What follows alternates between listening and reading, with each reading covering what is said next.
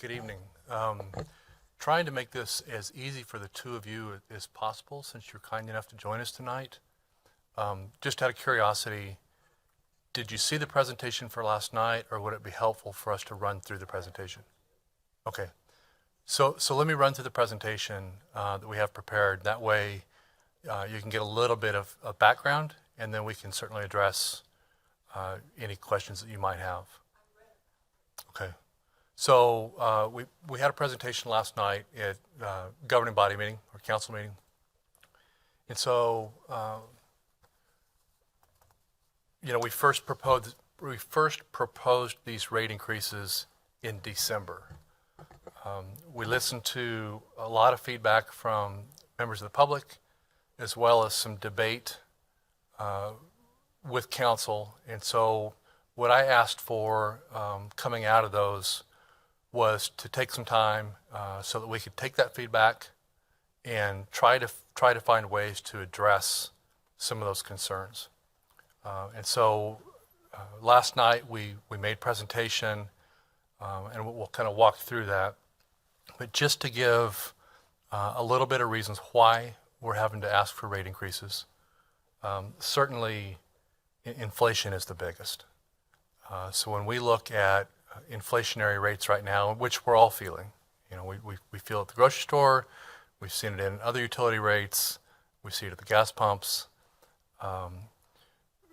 We're seeing inflationary rates year over year running high 8% to low 9%. And since the last rate increase was approved in December of 2019, we're seeing inflationary impacts over 15%. And so we tried real hard to make sure that our rates were at or below what we're experiencing with inflation. And so these two ladies to my right, so Sylvia Davis is the Director of Utilities, and Nicole Malott is the Deputy Director, have worked very hard with their teams to address those concerns. They went through and they identified about $2 million of reduction of expenses as compared to what we were looking at in December. And certainly that $2 million is a lot in the scheme of things, and that helped take our overall rate increase percentage from just under 10%, it was 9.85%, to now a little bit below 8%. So it's a overall increase from 10% down to a little bit less than 8%. I will share with you that our utility system, which is a multi-billion-dollar system, it's about $3.6 billion of assets that is underground or is in our water treatment plants. We have about $300 million of debt that has to be serviced. And then we run into regulatory requirements. So between the federal government and the state government, there are restrictions placed on us, standards that we have to meet so that we make sure that we're providing clean, safe drinking water, both to our citizens as well as downstream to communities down the Kansas River. And then there's the issue of deferred maintenance. Everybody here is very aware of water main breaks that we're experiencing. And so because of those deferred maintenance, that gets expensive. We try for at or below a replacement cycle on our water main pipes of 150 years. The standard is 125? 100. So if you look at what's recommended for communities, it's a 100-year replacement cycle. We're trying to get to 150 years because we're more than that right now. And with that, we're between 80 and $90 million of exposure above that. So we would have to spend close to $90 million just to get to the 150-year replacement cycle. So all that drives rate increases. And so If I pull this up on screen, maybe. Let me flip. I can't seem to get it to work. One more. So, are both of you inside the city by chance? Are you? Do you live inside the city? Okay, but you're outside of city limits. Okay, so that helps me because the rates are different for the two of you. So, on the screen right now is inside city rates, and so I can hand this to you so that you can look at it. I can read it from here. Okay. You know, we've been having iPads.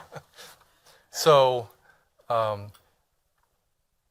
the way our rate structure was set up prior to the rates that are being proposed right now, anything that was a 1-inch meter or less was the same rate. And so while as we were trying to identify ways to lessen the impact on our older residents, our older homes, we've reinstituted a 5/8-inch meter. That rate, so when we were looking at the rates proposed in December, if you use 5,000 gallons a month, your average rate bill for 2023 would have been $92.66. That's separate from trash, that's separate from recycle, but $92.66. What was proposed before was to take that rate to $101.84. That was the 9.85% increase. By taking it down to a 7% increase, that's a $2.67 per month savings, which puts you at $99.17. For 25, it's another 6.9%, and then 26, 6.9%. So the savings in 2025 is $5.86 a month. In 2026, it's $9.54 a month. So the savings is there on an annualized basis. If you have a larger meter, that 1-inch meter, the cost is a little bit more, but that gets you still to where the impact in 2024, and that's the second graph up there. It's $1.01 higher in 24, but then it's $1.02 less in 25, and it's $3.40 less in 26. So the proposed rate increases for 25 and 26 are less than what we had asked for in December. So, and that's assuming that you're using 5,000 gallons. What's normal? That's normal. So if you're the average household in Topeka uses about 5,000 gallons, but if you're in a home with one or two people, you're more likely to use closer to 1,500 gallons. And so you pay for a bite per gallon.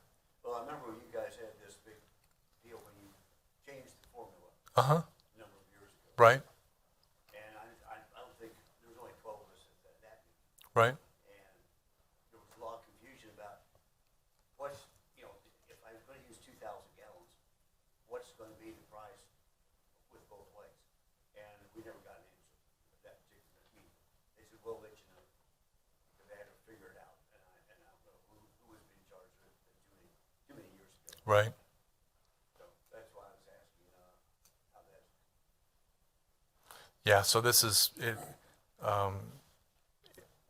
For anybody on a 5/8 meter, it's the same base rate. If you're on a 1-inch meter, it's the same base rate.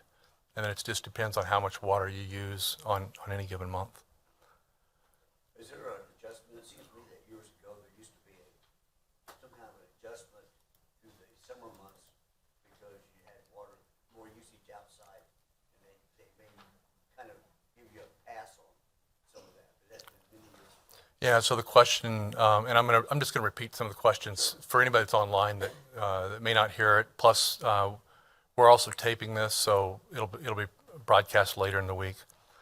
So the question would be, is there a difference if you use more in the summer than if you use it during the winter? And the answer to that right now is no. A lot of communities do that, and so you establish your baseline during the winter months when, in theory, your usage is less, and then you would pay more in the summer. And certainly Nicole can talk about this a little bit better than I can. I was just going to clarify that we do use that method for your wastewater charges. Oh, okay. We maybe do, that's what I yeah, was we thinking. do use your winter months to figure your baseline wastewater charges, Okay. and that's carried throughout the year. That's what I was, okay. Thanks for straightening it out. Yeah, but the actual straight water, what's coming out of your faucet is right, doesn't modify. That is something, Used on that, but it's, sure.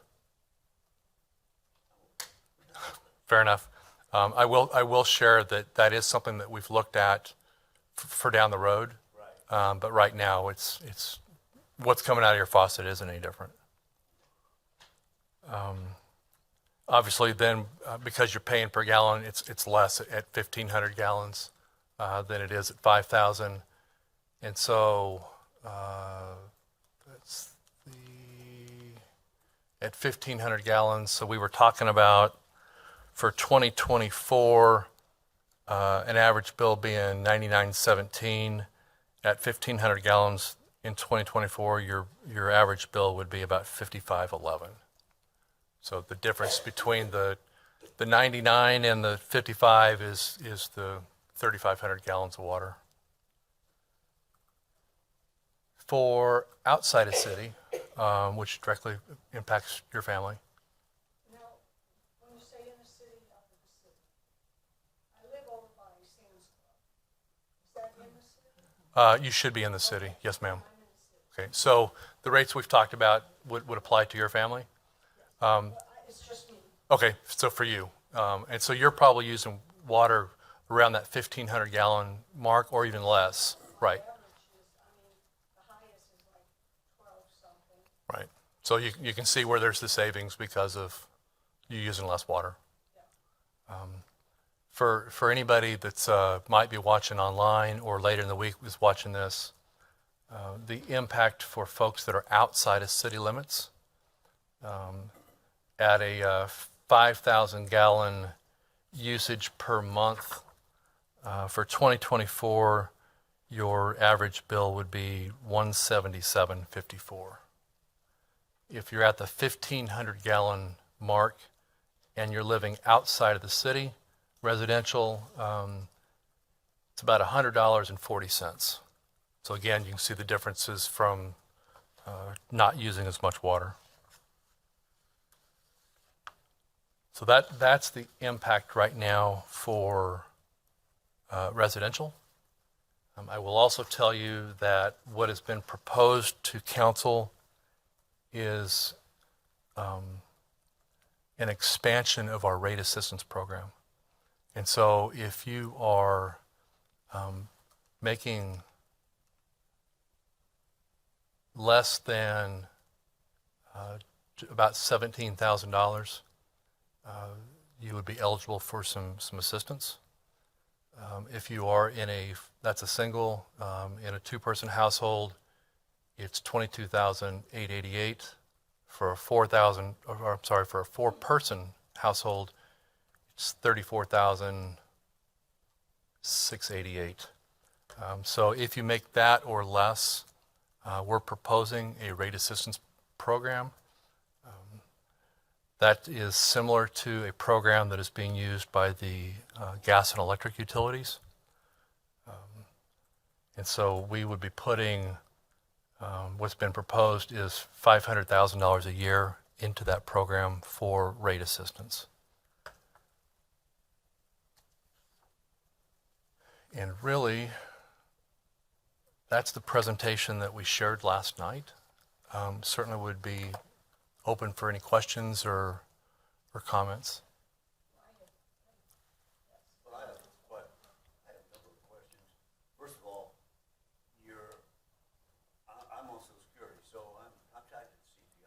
Right? CPI says it was 6.8 last year. You guys said you have inflation factor of over 10%.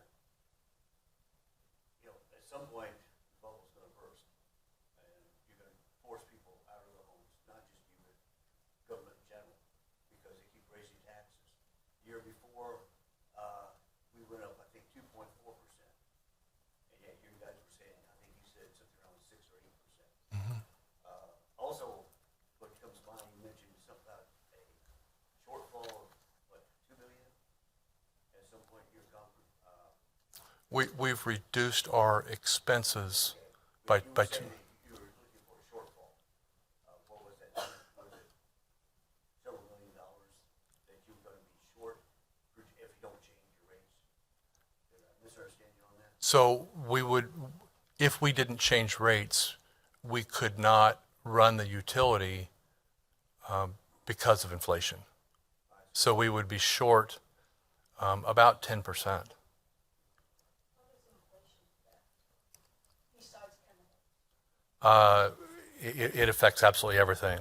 So our chemical costs right now, when we look at it on over a period of a year, we're seeing our chlorine costs almost double. When we look at how it gets to us, which is by rail car, correct? Rail transportation is more expensive. Trucking is more expensive. Our lime costs are up about 60% on a CPI basis. Personnel obviously is more expensive because healthcare is more expensive. So I hear what you're saying as far as the difference between your Social Security CPI and the numbers that we were sharing. So a CPI is, for Social Security, is going to be adjusted on a nationwide basis. The CPI basis for the Midwest, where we're at, is higher than that 6.8%. Unfortunately, the federal government doesn't recognize that with Social Security. I understand that, sir.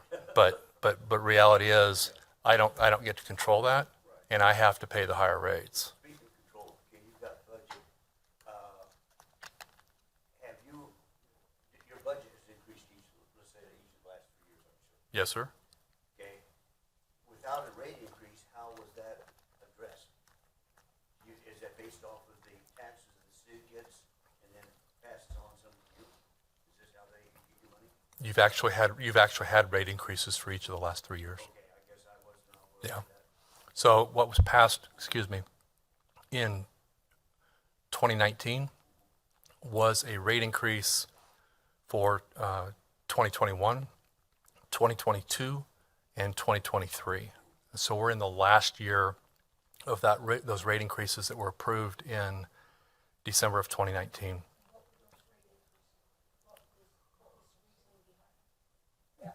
The same issues that we're talking about right now.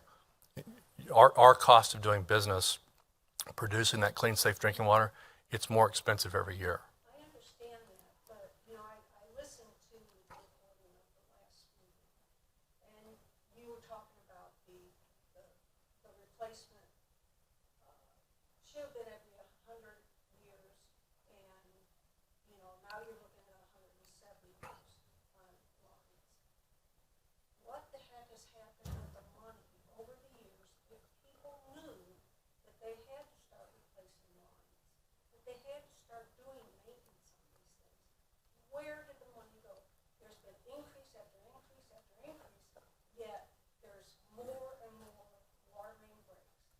And so I have a real problem with the accountability of what's happened in the past. I know that's not your fault, but it's like, I have a budget. Yes, ma'am. My budget includes auto repairs. I don't live in a house, Yes, ma'am. but I budget my money for repairs. And so why does it continue to be that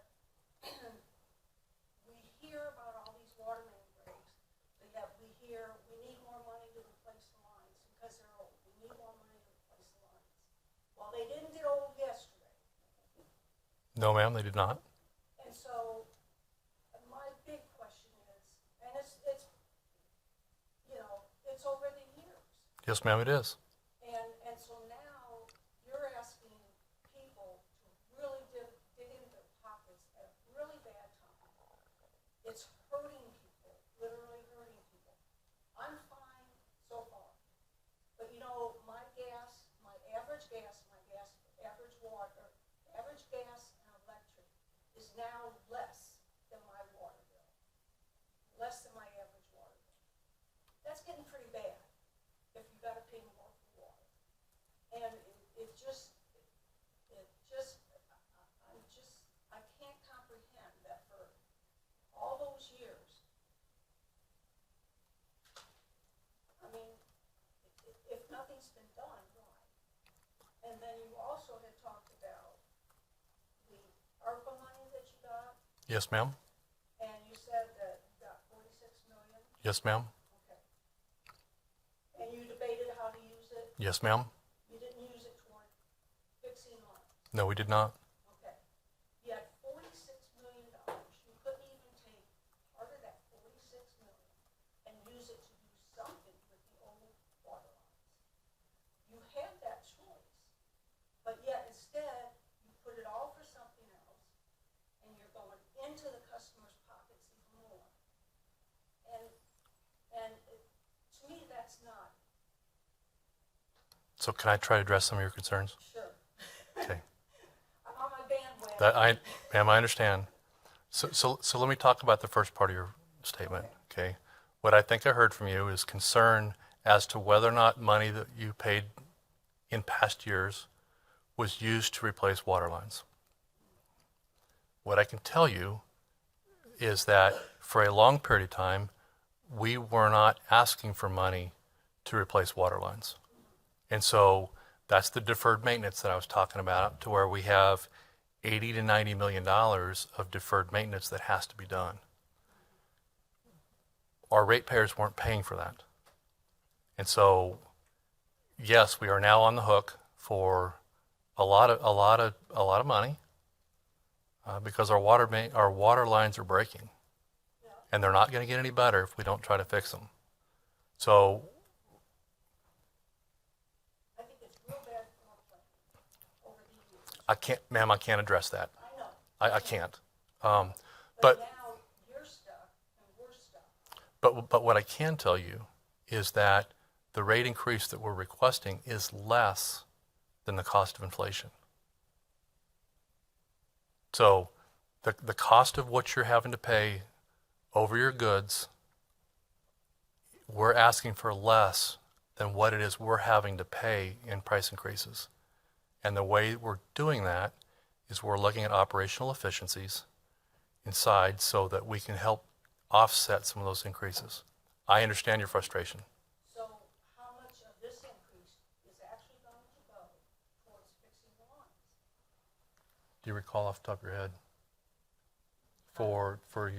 Okay, so for 2024, what we have planned for water line replacement?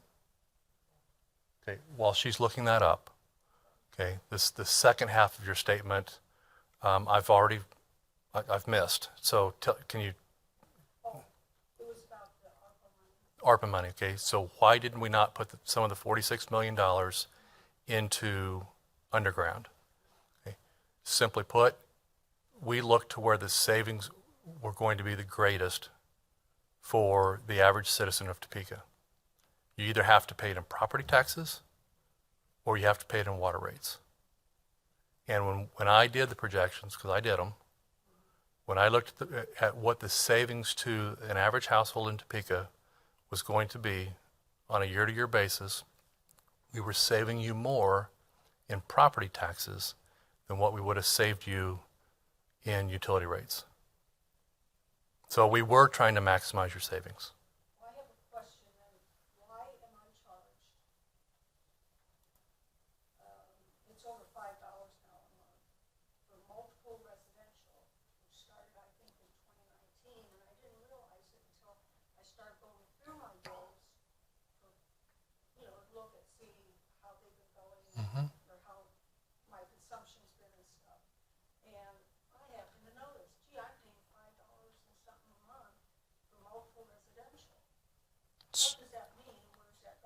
So are you in an apartment complex or perhaps a duplex? I am in senior duplex. Okay, so what the multi-residential means is that you are in one rooftop with multiple houses. So a duplex or an apartment. And so your base rate is less than it would be if you were a single-family dwelling, correct?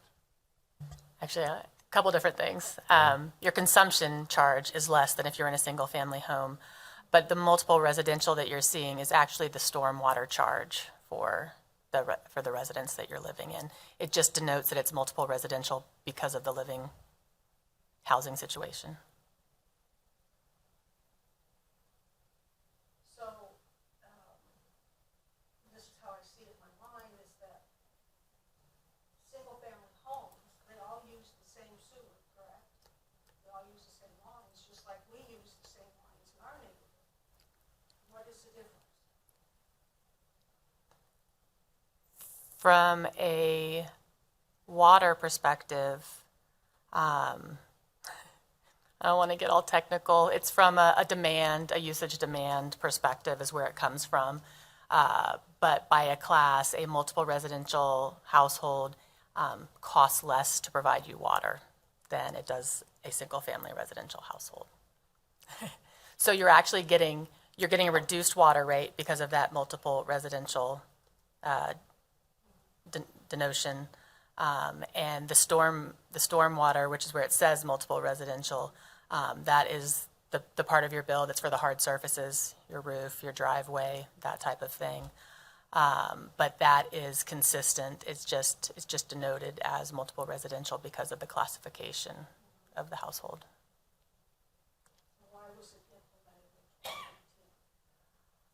2019? It was not implemented. It has been the same as long as I have been here and can recall. It was just, They just reworded it? yes, it was just how it was denoted on your bill. Yeah, there has been no change in at least the 15 years I've been here. Yeah. Thank you. I have a couple more questions if I may. Yeah, I want to make sure that I actually addressed the concerns you expressed. Yeah. Okay. Yes, sir? The federal government and all this money for infrastructure, I know a lot of it went to the city. Did the city give the water department a slice of the pie to address some of these issues? Or, I know they said that what was the other day, we found $2 million or whatever it was. But, I looked, I couldn't find $2 million, but, I don't know what they did with it. Supposedly, according to my councilman, they used it for some project that had been on the shelf. Wonder why they didn't use it to pay down the debt that you guys have.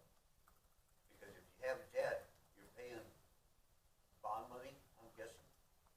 Is that how you pay your debt down? Yes? Okay. I mean, that's not how we pay down the debt, but that's how we finance our projects. So in the last 3 years, have you managed to hit your budget or have you been over your budget? We've been under budget. Under budget? Yes, sir? When are the worst times to have these breaks, these water main breaks? July, August, September, would that be fair to say? They also happen in the middle of winter. Well, the reason I asked is that a number of years ago, I hate to go with history, but it's been 8, 10 years ago, there was a water break, and I reported it, and they said it had been reported 2 hours earlier. I go by there 3 hours later, Westar's out there because it's right close to one of their poles. Water department hadn't showed up. They showed up after 5. Okay? And I've heard this story, you have to, that, you got crews that work overtime, but I want to make sure that when their line breaks, they're addressing it and trying to cut down on your overhead with overtime.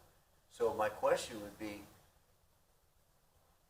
do you not do shift work where that you have, I'm sure that whatever, you got a crew, whatever they did between 10 and noon or between noon and 4, they could probably do between 5 and 7 at night. So why are we not having a crew on duty? That way, if you have a break, it can be addressed before they have to call out the, crew at 10 o'clock at night. So we do repair water main breaks 24 hours a day. Right, but my issue is, if you have them on regular time, from noon till 8, let's say, and the break is at 6, you're paying them regular time, not overtime. I understand what you're saying, but what I'm saying to you is that there's no way to project what time is going to be a good time. Exactly, but whatever they were doing between 10 and 2, they could probably do between 5 and 9, couldn't they? Or is it something they only could do it in daylight hours? I mean, it's sort of like if you went into J.C. Penney and they said, I'm sorry, we only have people that work from 5 to 9. You know, we pay them overtime only between 5 and 9. That doesn't happen. They pay the regular hours all straight through. And what I'm trying to do is get your time adjusted, you know, just like guards in prison. You're shaking your head. You know, you just don't go home and say, well, we're going to let the prisoners watch themselves for the next 12 hours because we're off duty. And well, if there's jailbreak, we'll call people in. Why not schedule your people with an overlap so you have these people covered at regular pay? Because I'm sure whatever they're doing at between 10 and noon in the morning, they can do between 6 and 8 at night. So we do, we're experiencing the same challenges that almost any employer is right now with staffing issues. Yeah. In an ideal world, would we be able to do what you're suggesting? I think that's our goal is to always be quick and responsive. I also only have so many people. And so one of the things that Director Davis has done, we experienced between Thanksgiving and the first of the year, we were seeing more than 24 active water main breaks at any given time. And so we do. Is that because of the dryness or just old pipes or both? That's when it was in the winter when it was cold. And so when the ground shifts, they break. Shrinks, yeah. And so we were addressing our most serious breaks first, which did mean that some of our bubblers took a little longer to get to. But not only were we using crews, we were also outsourcing some of that work because it was less expensive than paying overtime, or that for the water runoff that we would be having. So we did try to address those things, and we do try to address those things as economically and as efficiently as possible. Well, I know you guys had water problems because I can remember when Betty Dunn was rail about, we need X amount of dollars for these pipes over here, because I guess in her area, some of the older parts of town, they were almost at antique status. Right. What other questions might you have? I don't have any other questions, but I want to say Okay. that I appreciate you and the city council, especially the city council, saying we need to try and look at this instead of going with the initial increase that you proposed. I appreciate you working on that. I hope that maybe you can come up with a little more so these little old people that can't afford their medications, you know, can at least afford to have water in their house. I wish I could tell you sitting up here tonight that there might be a way to get it less. Ma'am, in all honesty, there's not. We've spent a lot of time trying to sharpen our pencils, if you will. I don't have the ability to make it less and still be able to provide that water that you need. So, sir. I have no more questions. Okay. I thank you for the presentation. I'm sorry I missed it originally. Oh, no, not at all. It's, I wouldn't watch council last night if I didn't have to be here. So I might have. You don't like that late night entertainment? That's right. I might have watched it, later today. But One that you missed probably was the one when they were voting to see what their pay was going to be back years ago. Ran until 12:30 in the morning. yeah, I sat there out of curiosity, just how much are they going to vote themselves for a raise? And 5-6 hours later, they went right back to the initial agreement. Go well, figure. I'm happy to say that our current governing body is really good at trying to keep our meetings efficient. I will share with you two and anybody watching. I know that when we first shared some of these thoughts with the governing body, that there was a document that was distributed publicly, and part of that document was talking about this rate assistance program with the income levels that we were showing on the screen. That initial document looked at the possibility of age restrictions, so that you had to be, I think, 65 years or older. Really, in going back and looking at it, we've taken those age restrictions off, so it's purely based on income. So I really appreciate you two coming out. You have a nice evening. You too. Thank you very much.